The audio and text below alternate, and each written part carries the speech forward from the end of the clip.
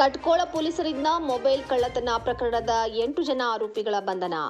ಬೆಳಗಾವಿ ಜಿಲ್ಲೆ ರಾಮದುರ್ಗ ತಾಲೂಕಿನ ಬಿಜಗುಪ್ಪಿ ಗ್ರಾಮದ ನಿವಾಸಿಯಾಗಿರುವ ಶಿಕ್ಷಕ ನೀಲಪ್ಪ ಸಣ್ತಮ್ಮಪ್ಪ ಅವರು ಠಾಣೆಗೆ ಬಂದು ದೂರು ನೀಡಿದ್ದರು. ದಿನಾಂಕ 23/5/2026ರಂದು ಸಾಲಹಳ್ಳಿ ಗ್ರಾಮದ ಕಾಯಿಪಲ್ಲೆ ಸಂತೆಗೆಂದು ಬಂದ ಸಂದರ್ಭದಲ್ಲಿ ಜೇಬಿನಲ್ಲಿ ಇಟ್ಟ ಮೊಬೈಲ್ ಅನ್ನು ಕಳ್ಳರು ಕಳುವು ಮಾಡಿಕೊಂಡು ಹೋದ ಬಗ್ಗೆ ಕಟ್ಕೋಳ ಪೊಲೀಸ್ ಠಾಣೆಗೆ ದೂರು ನೀಡಿದ್ದರು. ಕಟ್ಕೋಳ ಪೊಲೀಸರು ಪ್ರಕರಣ ದಾಖಲಿಸಿಕೊಂಡು ತನಿಖೆ ನಡೆಸಿದರು.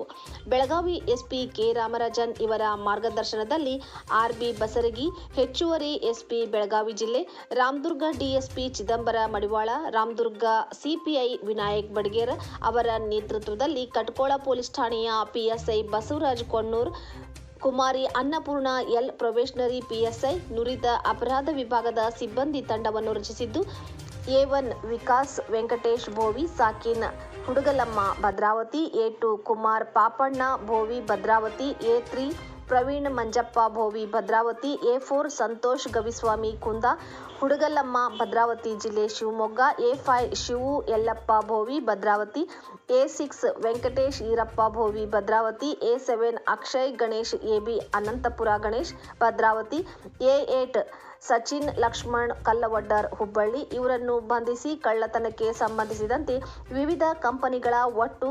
4,94,200 ರೂಪಾಯಿ ಕಿಮ್ಮತ್ತಿನ 40 ಮೊಬೈಲ್ ಫೋನ್ಗಳನ್ನು ಹಾಗೂ 5,40,000 ರೂಪಾಯಿ ಕಿಮ್ಮತ್ತಿನ 2 ಕಾರ್ಗಳನ್ನು ಒಟ್ಟು 10,34,200 ರೂಪಾಯಿ ಮೌಲ್ಯದ ವಸ್ತುಗಳನ್ನು ಆರೋಪಿತರಿಂದ ಕಟ್ಕೋಳ ಪೊಲೀಸರು ವಶಪಡಿಸಿಕೊಂಡಿದ್ದಾರೆ.